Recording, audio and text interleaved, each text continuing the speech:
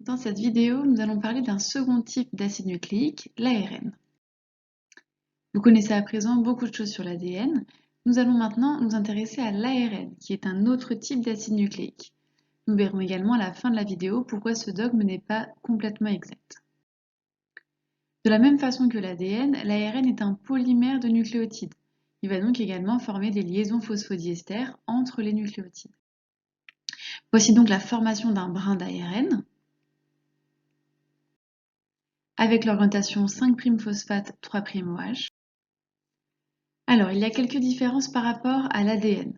L'ARN, c'est un polymère de ribonucléotides. Le pentose est donc un ribose, avec la fonction OH sur le carbone 2'. Les bases azotées sont les mêmes que dans l'ADN, à l'exception de la thymine, qui est remplacée par l'uracile. Et enfin, autre différence, l'ARN est monocaténaire, car il n'est composé que d'une seule chaîne polynucléotidique.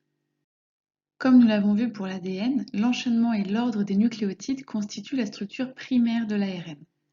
Concernant la structure secondaire, nous avons vu que l'ADN est bicaténaire et forme une double hélice. A l'inverse, comme l'ARN est monocaténaire, il ne va pas pouvoir former cette double hélice. Cependant, localement, des régions double brin peuvent se former par appariement complémentaire entre les bases, A avec U et G avec C. Par exemple, la structure représentée ici est appelée tige-boucle. Les ARN sont tous issus de la transcription des gènes qui se trouvent dans l'ADN.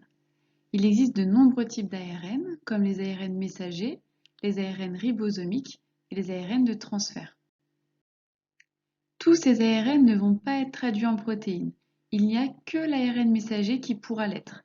C'est pourquoi on nomme les ARN messagers les ARN codants, puisqu'ils codent des protéines. Les autres ARN, comme les ARN ribosomiques ou ARN de transfert, ne seront pas traduits en protéines. On les appelle donc des ARN non codants. Même s'ils ne codent pas directement pour une protéine, ils sont très utiles pour le processus de traduction de l'ARN messager en protéines.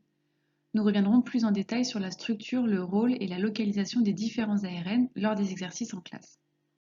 Vous savez à présent que pour compléter ce dogme, il faudrait préciser ARN messager, puisque c'est le seul ARN codant qui pourra être traduit en protéines.